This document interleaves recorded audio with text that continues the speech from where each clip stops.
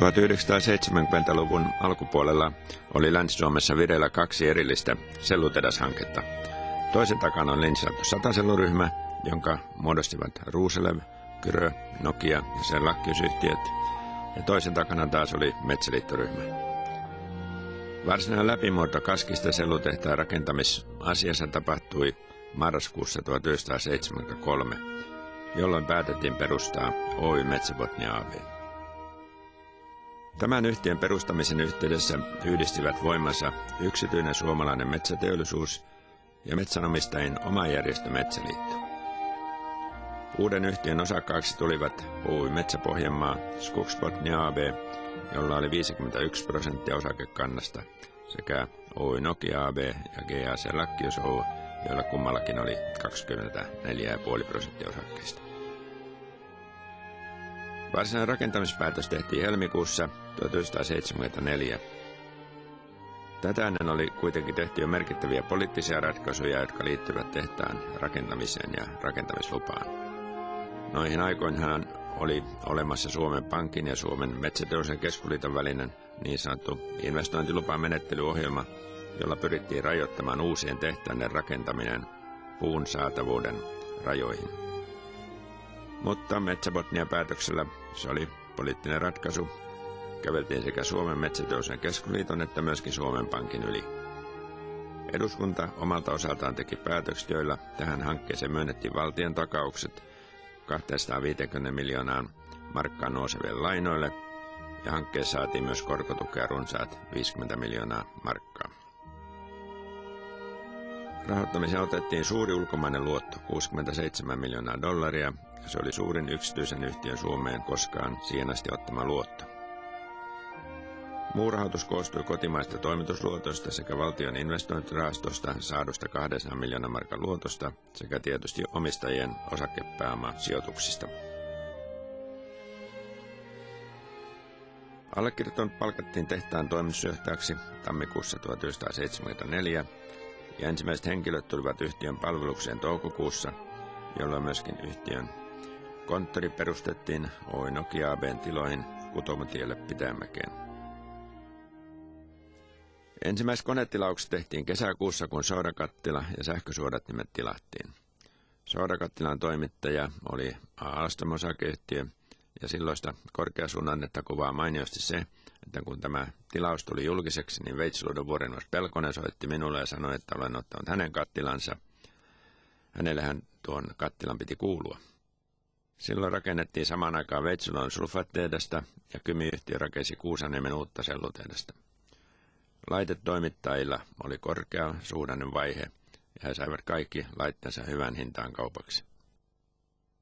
Tehtaan pääsuunnittelijaksi valittiin insinööritämöstä Jaakko Pöyry ja muina suunnittelijoina toimivat Ekono Oy, rakennussuunnittelusta vastasi Jaaro Kohonen Oy ja maa- ja vesirakenteiden suunnittelusta Maa- ja Vesi Oy. Ja arkkitehtinä oli Kalle Varkola toimistoinen. Varsinaiset rakennustyöt päästiin aloittamaan syksyllä, kun alkupamaus suoritettiin lokakuun 3. päivänä Kaskissa. Samaan aikaan työmaalla jo työskentelivät maansiirtokoneet täydessä vauhdissaan. Kaupunginjohtaja Finell toivotti yleisön tervetulleeksi. Itse räjäytyksen suoritti kaupunginvaltuuston puheenjohtaja Olli Aalto.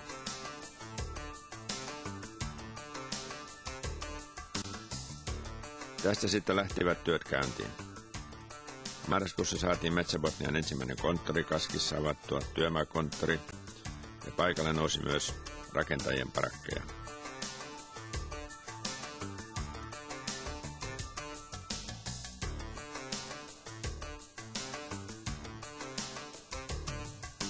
Huhtikuussa 1975 kaupungissa ei ollut yhtään asfaltoitua katua. Metsä Botnian ensimmäinen auto oli kuvassa näkyvä Toyota Land Cruiser. Radan louhinta tapahtui minkkien poikimisaikaan ja me saimme vakavat varoitukset, että räjähdykset voivat aiheuttaa sen, että minkit syövät poikasensa. Mutta mitään tällaista ei kuitenkaan tapahtunut. Penger patosi Talvarppenin lahden 15 hehtaarin suuruiseksi ilmastusaltaaksi jätevesien käsittelyä varten. Seinäjoen ratapiirin päällikkö Reikko kävi tarkastamassa työmaata. Siihen aikaan kuului yhtenään pamauksia, kun louhintatyöt olivat menossa. Kaiken kaikkiaan työmaan aikana louhittiin noin 330 000 kuutiometriä kalliota, ja maamassoja siirrettiin peräti 850 000 kuutiometriä. Kalliilouhinnan suuruuteen vaikutti paljolti se, että lähimmät soraesiintymät olivat kaukana Jurvan kunnassa yli 30 kilometrin etäisyydellä, ja betonivalmistuksessa tarvittava sora piti tehdä murskeesta. Peruskiven muuraus tapahtui sitten 26. päivä toukokuuta vuonna 1975 sangen arvovaltaisen vierasjoukon läsnä ollessa. Presidentti Kekkonen oli tietenkin päämuurarina, mutta paikalla olivat myöskin ministerit Virolainen ja Strin, Teir ja Uusitalo. Kun vein ministerit ennen presidentin tuloa muurauspaikalle, ja koska minulla ei ole paljon enempää tukkaa kuin presidentilläkään, orkesteli luuli hermostuksessa, että nyt tuleekin jo presidentti paikalle, ja porilaisten marssi pamahtikin soimaan. Orkestrin johtaja ei siitä kuitenkaan kovin paljon häkeltynyt, vaan sanoi, että kyllä toimitusjohtajakin porilaisten marssin tarvitsee. No, marssi soitettiin uudelleen sitten, kun Kekkonen tuli paikalle. Silloin oli kaunis, aurinkoinen päivä, mutta tavattoman kylmä tuuli. Kekkonen tuli yksityiskoneella Tampereelta Kalle Kaiherin syntymäpäiviltä, ja häneltä oli jäänyt päällystakki ja hattu Tampereelle, ja Metsä-Botnian hallituksen puheenjohtaja Veikko Ihamuotila joutui ensimmäiseksi lentokentällä antamaan oman takkinsa ja hattunsa presidentin käyttöön.